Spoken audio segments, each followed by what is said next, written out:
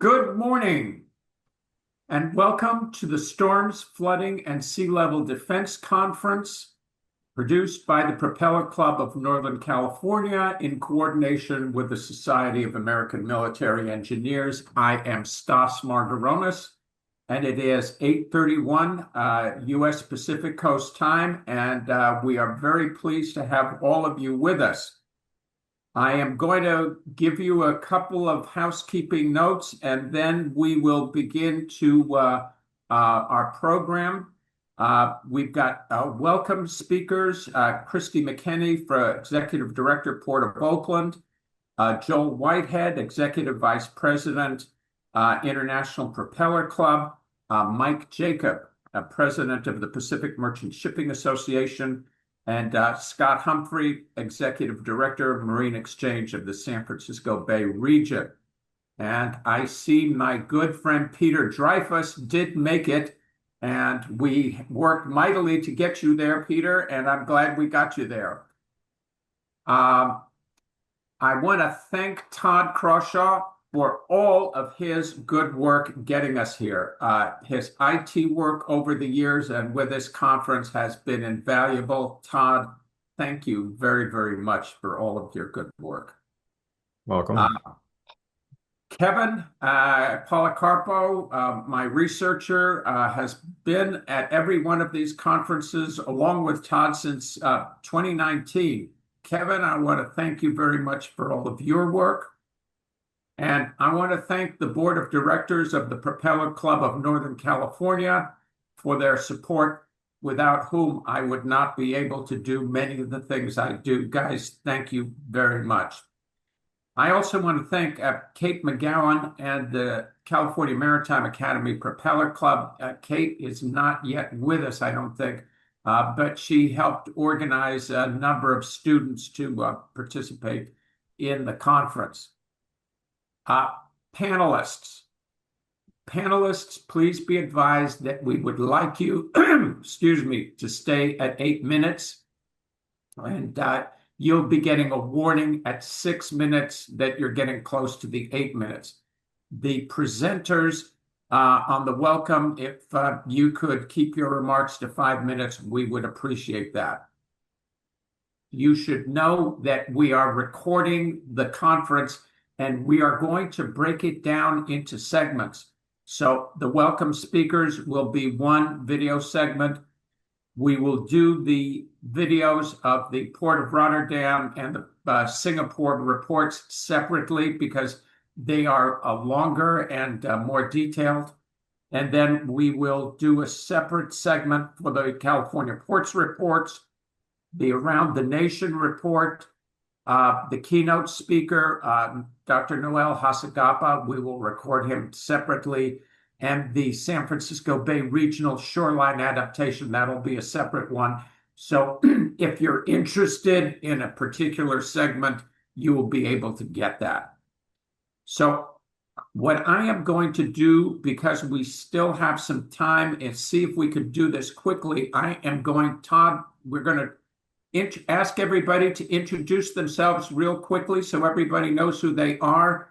The screen jumps around a lot when we do that, so we'll try and make sure that nobody gets left out. Todd, why don't you start and introduce yourself? Yes, I'm Todd Crawshaw. Business is Crawshaw Design. It's a full-service digital media and graphic design firm based in San Francisco. I forgot to do one thing, which is to thank our sponsors. We're going to have an introduction of sponsors at about 9:30. I want to thank the Port of Oakland, the Port of Long Beach, Storm Geo, and Black & Veatch. Guys, thank you very much for your sponsorships.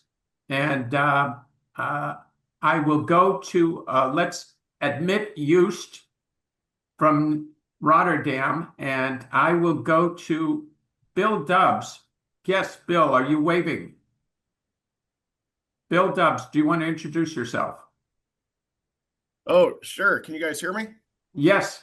Yeah, I wasn't waving. I was just clapping at the sponsors and thanking them for, but while I'm here, I'm Bill Dubbs. I'm with Black & Veatch, full service engineering firm. Glad to Very be good. here. Thank you, Bill. Charlie Brinton, my rugby leader. Charlie, good morning. Hi, I'm Charlie. I'm a sophomore engineering student at Cal Maritime. Good to see you, Charlie. Chris Brown. Yeah, good morning. Chris Brown. I'm with the Research and Innovation Office at the Maritime Academy. Very good. Thank you very much. Claire Bonham Carter. Claire? Good morning, everyone. I'm an independent consultant, been working in sea level rise adaptation in the Bay Area for about 15 years. Thank you very much for being with us, Claire. Ellen Junk. Ellen, good morning. Ellen, are you there? You're muted. You're muted.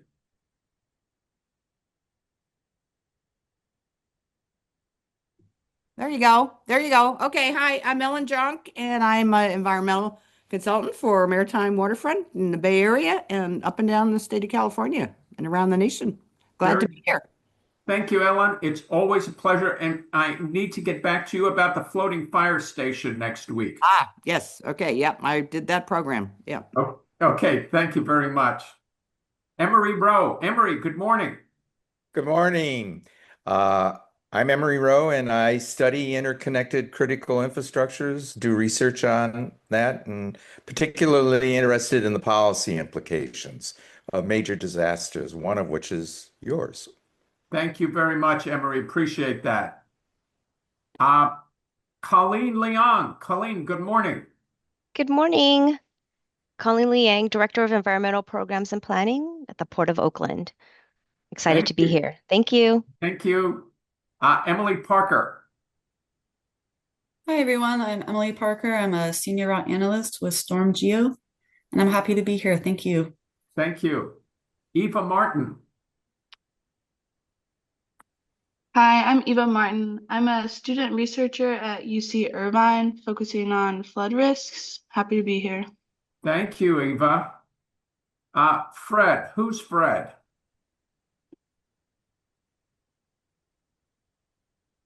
Fred? Fred Mites. Hi, Fred. How are you? Good, Stas. How are you?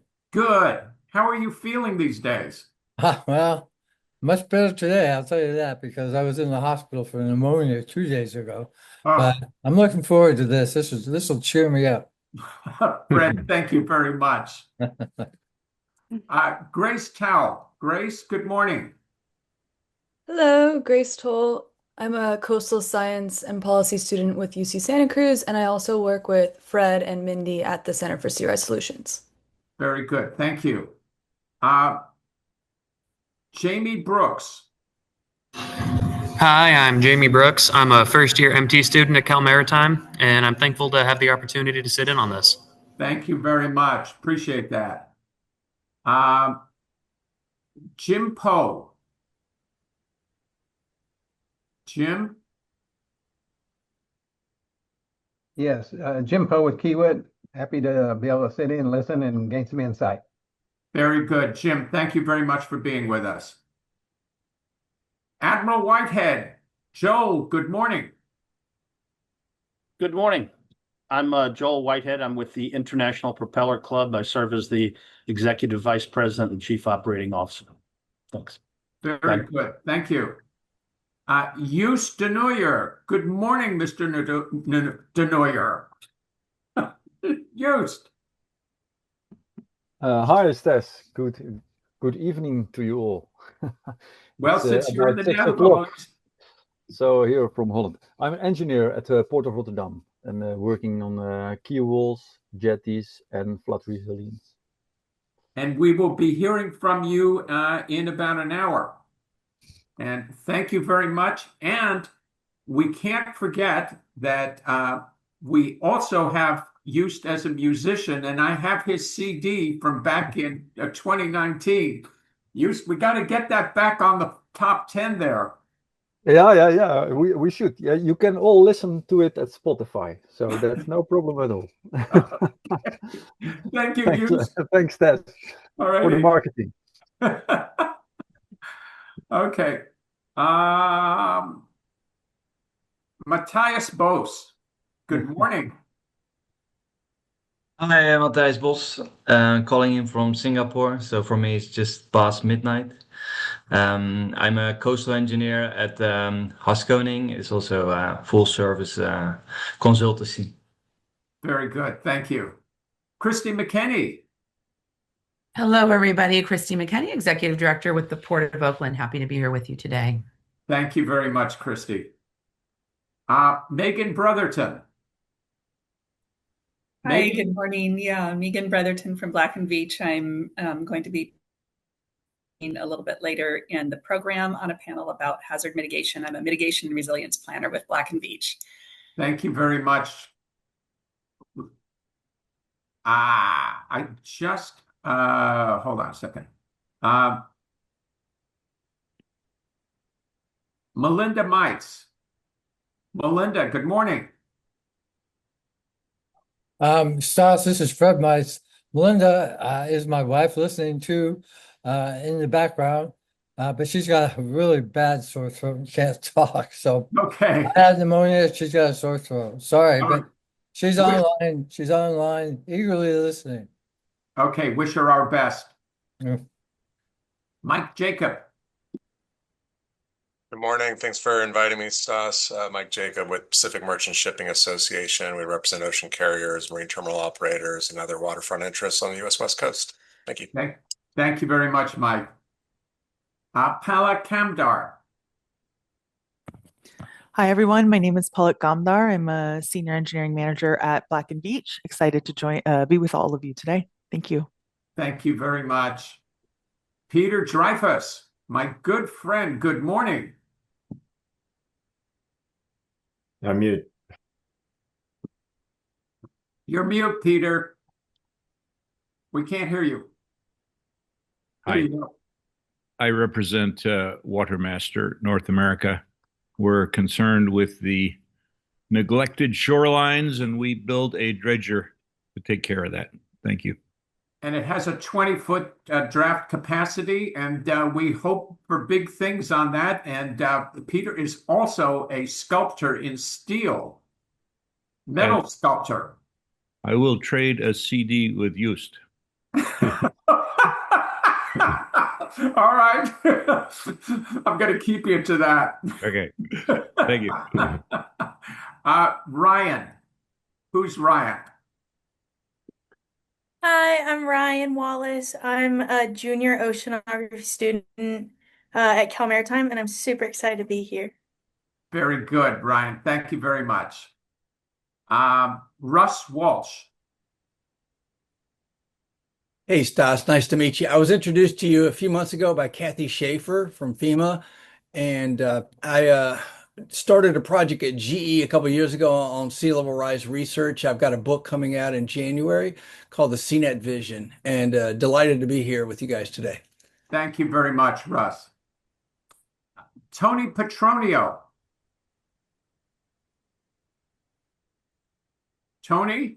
Hi, Stas. Hi, everybody. Good morning. Good to be here. Tony Petronio, Operations Director for Routing Advisory Services for Storm Geo. And I'll speak a little bit more about the company here in a little bit. Very good. Thank you very much. Samantha Srinivasan. Hey, sorry, just logged on. Senior civil engineer with Arab. Very good. Welcome and thank you for being with us. Scott Humphrey. Good morning, Stas. Good morning. How are you? Introduce yourself. Great to be here. I'm Scott Humphrey, the Director of the Marine Exchange for the San Francisco Bay region and the Chairman of our Harbor Safety Committee. And I am really excited to see some of my good friends, especially Fred. Great to see your name, Fred. I heard your voice. I don't see your face, but I know you're there. Thank you, Scott. Thank you, Scott. I have somebody named W. Lanning. Hi, Hi, Stas. Thanks for having me. Hi, yeah, this is Wirt Lanning. I'm with Stantec. I'm a senior principal planner and business center practice lead for infrastructure for Northern California region. And the company again is? It's Stantec. Oh, great, great. Thank you for being with us. Thanks for having me. Okay. Laura Moran.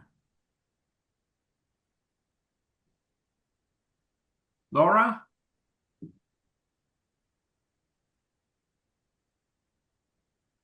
Hi, Stas.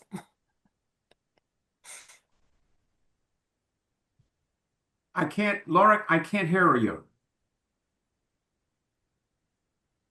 Okay, can you hear me now? Yeah. You want to introduce Good yourself? morning. Sure. Let me put my camera on if I can. Not yet. There you go. Hi, I'm Laura Moran. I'm with Stantec. I am a principal restoration ecologist here, and I run our nature-based solutions program. Very for the good. West. Welcome and thank you for being with us. Thank you for having this today. Sounds like a Okay. great agenda. Thank you. Sean Duffy, my good friend from New Orleans. How are you? Hey, good morning, Stas. I'm doing okay. Got a little bit of sore throat and not ready for prime time, but I'll be here for the session in a little while. Just wanted to make sure everything's working. Okay, Sean, thank you very much for being with us.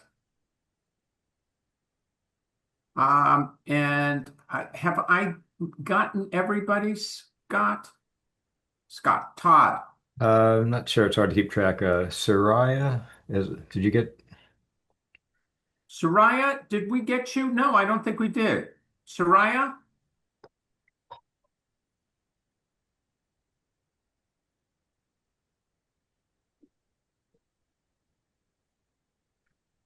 Soraya Akhenaton.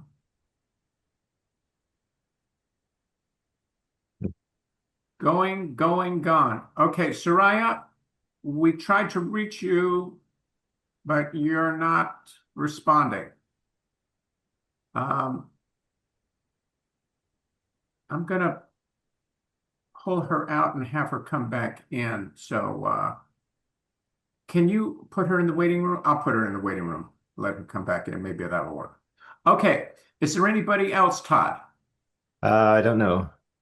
I think you got everybody, but I'm not sure. If I haven't introduced you, would you chime in at this point? Everyone, my name is Corey Mann. I'm an associate environmental planner for the Port of Oakland. Oh, great. Thank you for being with us. Anybody else? Yes, hi, good morning. My name is Kelly Havens. I'm with Arcadis with our Resilience Water business area. Oh, Thank you. great. Kelly, welcome. Thanks. Glad to be on this conference. Thank you. Thank you. Anybody else? Okay. On that note, then I am going to move into our first welcome group, which is Kristi McKenney, Joel Whitehead, Mike Jacob, and Scott Humphrey. And if maybe we could start with Kristi McKenney. Kristi, are you there? I'm here. Yes, I am. Good morning. Good morning. Good morning, everyone. And thank you so much for having me. I always appreciate being able to participate in this important event. And it's certainly one of the most critical topics that we all face in this industry, and glad to see so many of you that working in this space. Resilience in a changing world is critically important for us to be addressing now for future generations. It's a very expensive and challenging endeavor that all of you who are working in this space are well aware. And for future generations to be protected, we have to start incorporating resilience and the measures that we know will help in the future now. We need to start building them into our infrastructure, into our projects, and working with our communities. So This work couldn't be more important, and it's often very difficult to do work that's really about the future and that far out. People have a very short timeline many times when they're thinking about what their needs are and their rate of return and so forth. So it's really important that we have people who are keeping their eyes on the long term and how we build a resilient industry for future generations. And really here at the port, this is critical for us. Obviously, we're a waterfront agency. We have not just maritime, but we also have an airport on the waterfront. We have commercial real estate on the waterfront, and we're also a public utility for electricity, where we serve waterfront businesses. So we have a lot of resiliency work to do at the port, and you're going to hear from Colleen a little later today, so I won't go into too much depth, but I will say that engaging with our partners, which include many of you, engaging with our tenants and our workforce on the waterfront to build resilient solutions and to make sure we're addressing the issues, to working with our communities. We're doing deep work in the community, going into Oakland, wherever that water flows, working collaboratively with adjoining jurisdictions such as Alameda, along the estuary, because water doesn't respect our political boundaries, right? So it's really important that we're collaborating and hearing from the community about what their vulnerabilities are and how we can, as a waterfront agency, be that strength and that resilience for our whole community. So that's really the focus of the port. At the same time, as an industry, we also need to look at our contribution to what's happening in climate and weather. And that really comes down to the greenhouse gas emissions. The port is extremely focused and dedicated to working with all of our partners across our business lines, and we're having tremendous success at actually reducing the impacts of our various industries. Both aviation and maritime, for example, are ascribed with 2 to 3% each of contributions to greenhouse gas emissions globally. So it's very important that we're working every day to reduce those emissions as well. We're having great success at the seaport. We have extremely dedicated tenants who are investing and making smart decisions around this. We're providing the electric power where that's the right solution for people. At the airport, we have 65% of our ground support equipment is already electrified. We haven't found an airport yet globally that's that far along. So these are terribly important to work in parallel at the same time that we're looking to build resilience and solutions for the impacts we already know are here or are coming. And I just want to speak a little bit. You're going to hear later on from a speaker from Dr. Hasagaba from Long Beach, who I'm sure will give you a lot of good information around what's happening on zero emission fuels. I did happen to have the opportunity to attend the IMO meeting in London in October, so I just wanted to touch on how important a global solution. This is the International Maritime Organization under the UN. That meeting was intended to adopt a global scheme for reducing carbon, a goal, and costs for carbon emissions that would then be reinvested.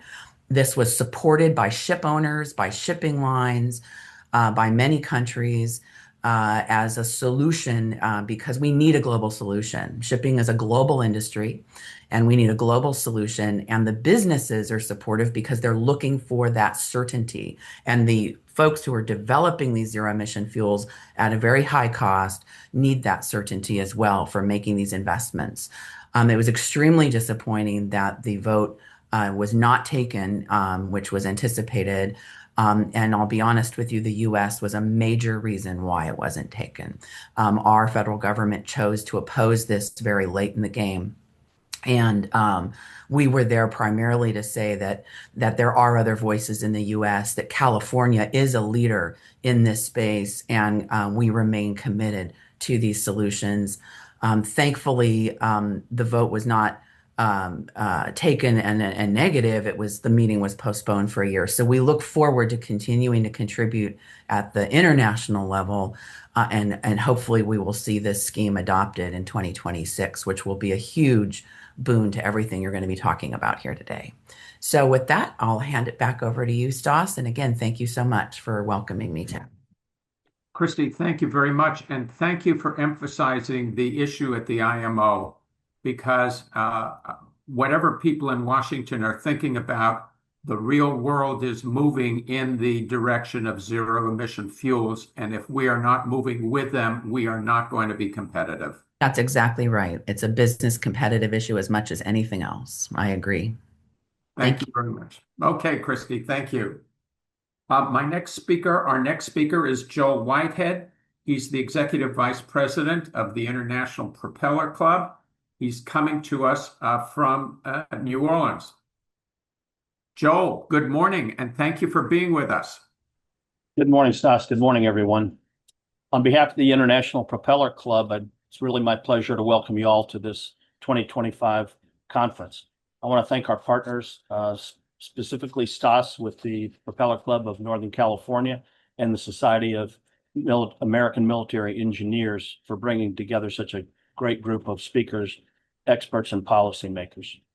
For those of you who may not be familiar with our organization, the International Propeller Club is a grassroots nonprofit network of maritime professionals founded in 1922 in New York, and our first formal club was chartered in 1927.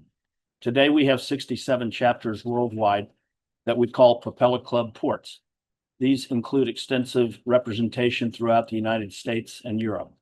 We remain dedicated to promoting merchant marine shipping, waterborne trade, advocating for port and maritime infrastructure, and workforce development and environmental stewardship.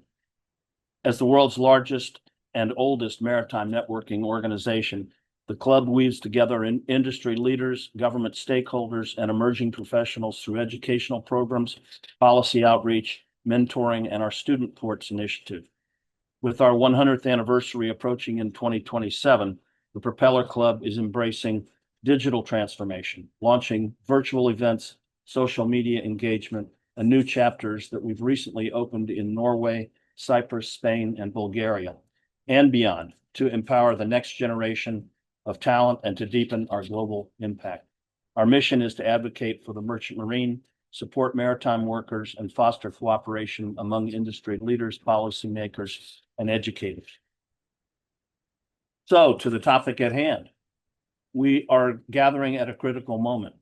Over the past decade, the average number of coastal flood events in the United States has accelerated dramatically.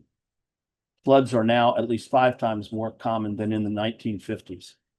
Sea level along our coast is projected to rise another 10 to 12 inches in just the next 30 years, matching the total rise of the previous century. Where I live, for example, nowhere are these challenges more evident than along the Mississippi River, and you'll hear more about this today from my colleague in New Orleans, Sean Duffy. This year, the Mississippi was named America's most endangered river. Nearly 20 million people rely on its waters, and it supports over 1 million jobs. Yet communities along its banks have faced increasingly frequent and severe floods. 2019 alone saw $20 billion in damage, and just last month, torrential rains triggered major flooding from Arkansas to Kentucky. The average number of major disaster declarations in the United States has increased by 61% since the 1980s, and much of that is due to flooding. So our mission today is urgent: to share knowledge, strengthen resilience, and forge solutions that protect our ports, waterways, and communities. Thank you all for your commitment and for being here for this vital conversation. And I welcome you all to what I'm sure will be a full day of learning and sharing. Thank you. Joel, thank you very much for that. And we have our first Greek as president of the International Propeller Club this year, don't we? That's correct. Kostis Frangoulis from Piraeus, who is also the president of that chapter. It is our largest chapter worldwide with about 1,200 members. Great. And Joel, thank you again very much for being with us. Our next speaker is Mike Jacob, president of the Pacific Merchant Shipping Association. Mike, good morning. Good morning, Stas. Thank you for the invitation to be here and to welcome your guests at the conference. You know, we just can't emphasize enough how much we agree with the comments you heard from Kristi McKenney from the Port of Oakland about the importance of resiliency in the supply chain. And to build resiliency, I think we all learned from the supply chain challenges during the pandemic that from a commercial side, that means we need to build redundancy and find ways to reduce commercial risks. But those same lessons for resiliency also apply to dealing with infrastructure and components of coastal adaptation you guys are going to be talking about today. But those same challenges also exist for other types of non-revenue producing infrastructure that's hard to finance. And ironically, chief amongst those are things that compete for these non-revenue dollars with coastal adaptation resources, and there's stormwater management and air quality mitigation. So we're trying to mitigate impacts of our existing system. At the same time, we're trying to invest in the infrastructure for the future to reduce future risks. And all of these are very, very expensive. And when we have a system, as we do in the United States, where we take our federalism very seriously in the supply chain, where we devolve costs from the federal government to states and local governments, and we add proprietary components to funding at our local level through port authorities and other freight systems that are privatized. We need to make sure that we're incorporating revenue from economic growth into the equation as we introduce these higher costs of transitioning to more expensive infrastructure, and we're dealing with short-term mitigation measures. And so one of the things I actually wanted to put on the table today was to point out, and you might hear from Dr. Hasagaba from Port of Long Beach a little bit more about this today as well, the collaborative agreement that just went into place in the South Coast Air Quality Management District that has to do with creating a structure for collaboration on the infrastructure that the ports of LA and Long Beach need to be moving forward with in order to transition to zero emissions. And the reason why that's important is it serves as a model for how we embrace the economic feasibility of moving into a space where we have higher infrastructure costs to reduce impacts of air quality. And obviously in the long term, that's good for addressing the question of greenhouse gases. If you move forward on a regulatory basis and you're not accommodating growth, what you're doing is you're setting up a long-term lose-lose proposition. The only way you finance the infrastructure, unless you expect some miracle of 100% federal subsidization of these activities, is by encouraging local investment and growth of our system, and then enhance revenue off of that system. And the South Coast Air Quality Management District model, through the collaborative agreement, allows the ports to prioritize economic development. At the same time, they work with a local regulator on infrastructure.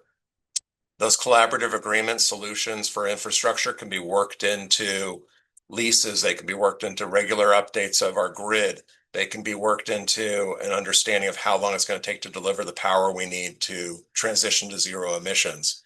And they also have some really positive side effects too.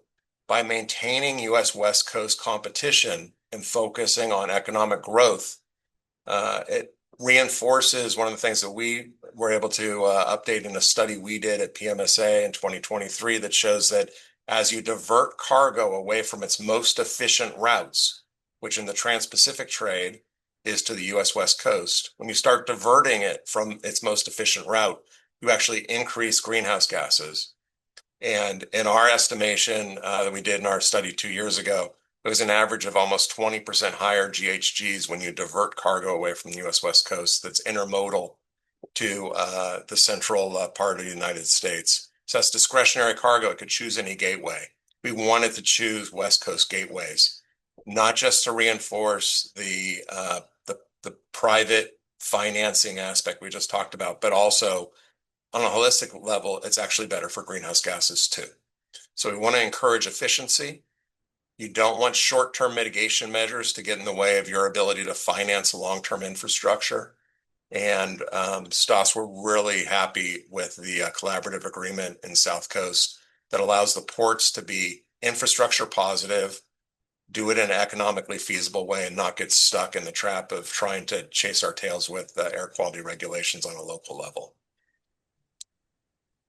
Mike, this is really very, very helpful, and you and PMSA are to be complimented for having taken the lead to help make that happen, because we've got to be competitive. It's important that we meet our standards, but we also have to be competitive. So that's an important balance.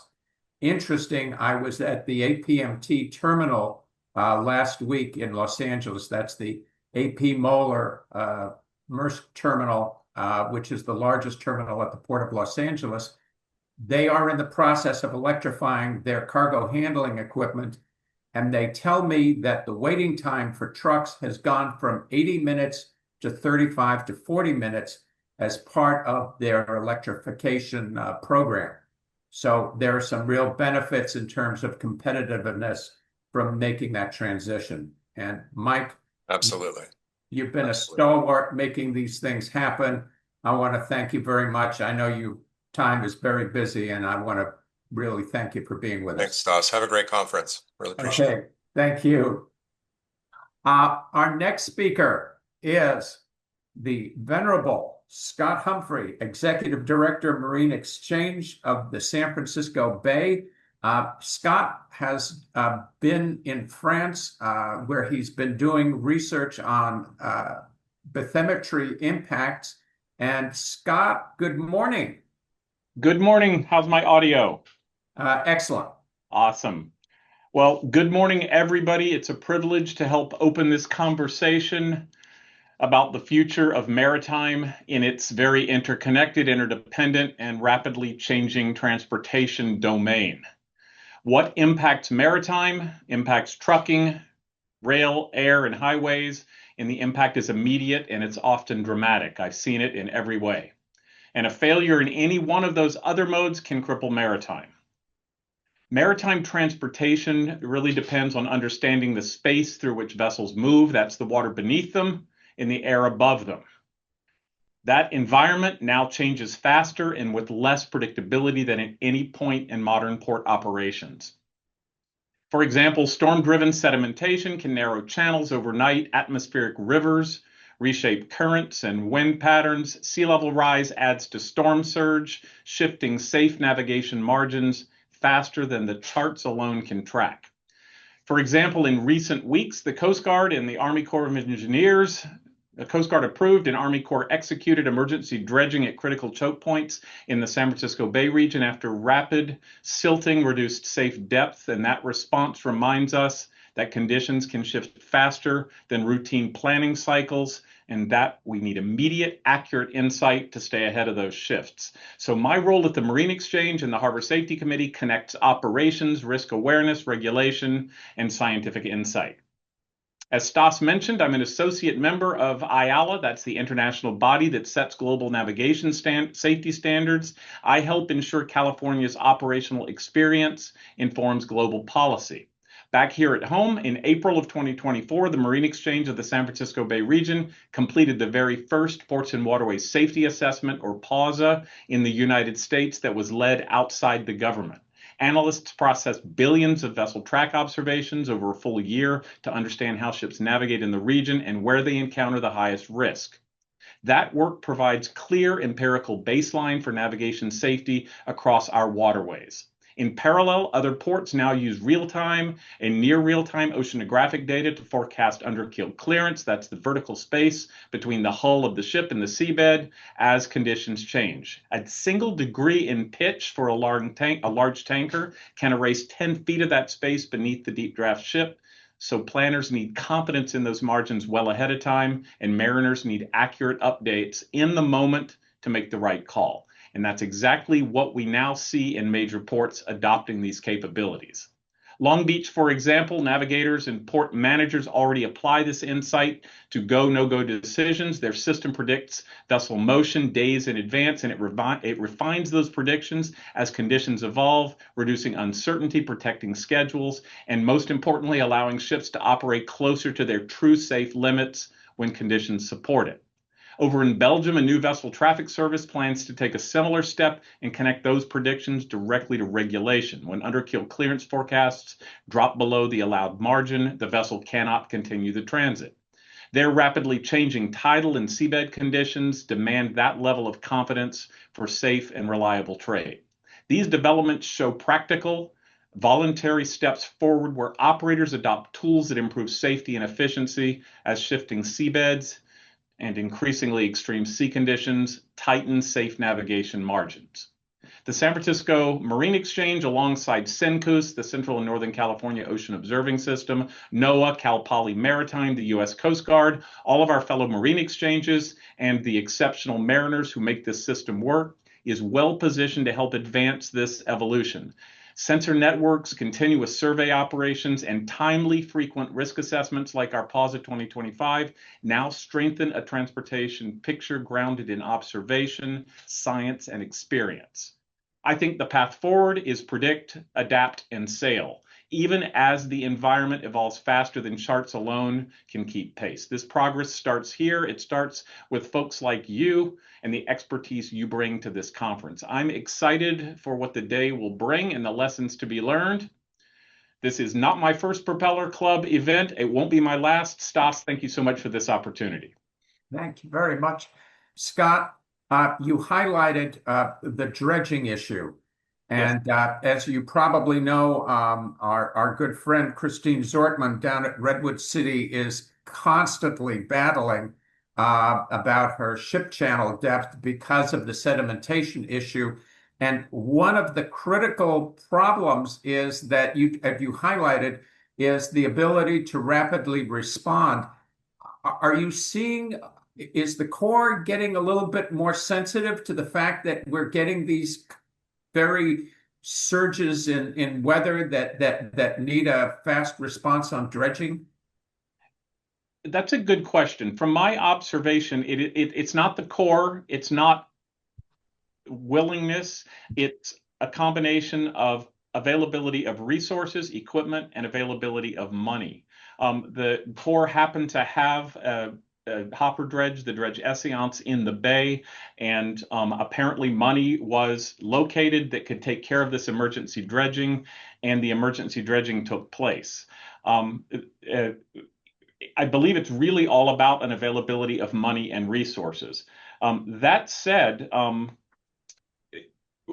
one of the things we've discussed and that's come up through at several of these conferences with you is the fact that the normal cycles for doing things, for maintaining the waterways, were designed before we had some of the extreme weather events that we have today. For example, the San Joaquin River empties into the Port of Stockton waterways. That's the end of the San Joaquin River, effectively, where it becomes more of a man-made river. What probably, and I'm not really qualified to say this from a historical standpoint, but I can assume, and I feel pretty comfortable with this, was a several-year cycle in the past, now can dramatically change that waterway in literally a matter of hours during an extreme weather event. So, Scott, I think at some point we need to talk about maybe doing a seminar at the Marine Exchange on dredging to talk about some of these issues. But in any case, thank you very much for your time, and we will see you soon. And when is your next Marine Exchange meeting? Our next TFC, Trade Facilitation Committee meeting, I believe, is Monday or Tuesday of next week. Tuesday. Tuesday, yes. And the next Harbor Safety Committee meeting is in January. We generally don't do one in December unless we have an issue that we need to deal with. Great. Scott Humphrey, thank you very much. Thank you, Stas. Okay. We are now going to introduction and thanks to sponsors. The sponsors that have helped us out are the Port of Oakland, Port of Long Beach, Storm Geo, and Black and Veatch. Is there anybody speaking on behalf of the Port of Oakland? Well, we did hear from Kristi, and she gave us an excellent presentation. Yeah. Hi. Hi, Stas. I just wanted to say, yes, we support the efforts here at the Propeller Club, and we think that this topic is very important. So we're always more than happy to sponsor this conference, and then I'll have more to say later. Thank you. Okay, Colleen, the port has been a big supporter of ours since 2019. We really appreciate all of your efforts and all of your work. Thank you very much. You. You're Okay. Storm Geo. Tony, are you doing the presentation for Storm Geo? Hi, Stas. Yes. As I mentioned earlier, I'm Tony Petronio. I'm the operations director for routing advisory services. StormGeo is a leading provider of weather intelligence and decision support services. We were founded in 1997, and we are a global company with 26 offices and 10 operation centers worldwide. Some of you may recall, I think years ago, Stas, you had a visit to our office when we had an office in Sunnyvale. Applied Weather Technology, AWT. AWT was founded in 1996, and you may have heard of our onboard system, Bon Voyage, provides route planning and routing services. Overall, StormGeo provides over 13,000 vessels of software and services for routing planning and fleet performance, and we optimize 75,000 voyages annually. And the comments made earlier about alternative fuels and zero emission, that's certainly something we're working on as well. And my colleague, Emily Parker, will be giving a presentation on Arctic navigation, and an interesting topic given the fact that Arctic navigation will be opening up more with climate change, and very, very interesting to see how that evolves as we move forward. And then we're part of a larger company called Alpha Laval, and Alpha Laval is a global provider specializing in heat transfer, separation, and fluid handling technologies. And these products enhance productivity and competitiveness across various industries, including the energy, environment, food, and marine. So yeah, that's the quick and dirty presentation for StormGeo. And again, very happy to be here as a meteorologist. It is a very important topic for me, and certainly with climate change and sea level rise. So some great talks planned today. I'm looking forward to listening in on those. Tony, I want to thank you and Storm Geo very much for your support of the Propeller Club and these types of events. You've been a great partner for us. We are very grateful for all of the work that you've done. And it is getting more complicated, isn't it, with climate change and change of weather patterns? Absolutely that, and the political pressures that we're under as well. The talk about the U.S. West Coast, that certainly has a major impact for us. When eastbound voyages all of a sudden have to divert to other ports, that creates a lot of problems for us. But our pleasure, and our pleasure to be a sponsor again. Okay, Tony, thank you very much. Black and Veatch, is somebody presenting on Black and Veatch? Yeah, I'll be presenting on Black and Veatch today. Hi, Stas. Hi, how are you? Good. You can hear me well? I can. Okay, perfect. Hi, everyone. My name is Palak Gamdar. I'm a senior project engineering manager at Black and Veatch, and we are very happy to be sponsoring today's event. I just want to talk a little bit about Black and Veatch, what we do, and then hopefully spur some conversation for later as well. But we have been, Black and Veatch, or BV, has been building resilient infrastructure for communities since 1915, so over 100 years. We're 100% employee owned with about 12,000 plus employee owners across the country. And because of our employee owner status, we're very invested in every single project that we undertake. And so the culture of that is critical to how we work and ensures that we care deeply about the outcomes of our clients and our communities. Within the Bay Area and locally, we have a deep bench of expertise across all the engineering disciplines, with local offices in Walnut Creek, San Francisco, and San Jose, as well as an office in Rancho Cordova. So we serve a wide range of clients. Our clients can include everything from federal clients, power providers, commercial and industrial, tech and data centers. But, pertinent to today would be the public sector and the ports. We have been working with ports around the country and very much subscribe to this ethos that the best solutions come from listening, collaborating, and truly understanding the needs of our clients and communities. I also quickly wanted to share on BV's experience with the ports. We have with the ports, sustainable ports, and maritime infrastructure. We've been a part of electrification projects at the Port of LA to stormwater resilience support at the Port of Oakland. And our work is driven, in addition to our employee-based investment, but our work is also very much driven by a commitment to sustainability and innovation and resiliency. So we're very much committed to protecting critical infrastructure and community. That is the core of our business. So that's what I wanted to mostly share. I want to thank you, Stas, for letting us be a part of this important conversation. I look forward to listening and learning today. And please feel free to reach out if you just want to chat and connect. That would be lovely. Thank you. Palak, thank you very much. And thank you very much for being persistent in your emails to get me to respond. Yes, definitely. It's an important conversation. I'm glad that we're able to be a part of it. So that's, yeah. Okay, thanks very much. Okay, the Port of Long Beach communicated to me that they're going to have Noel Hasagaba on board, so he's going to talk a little bit later. And that now takes us to our main program,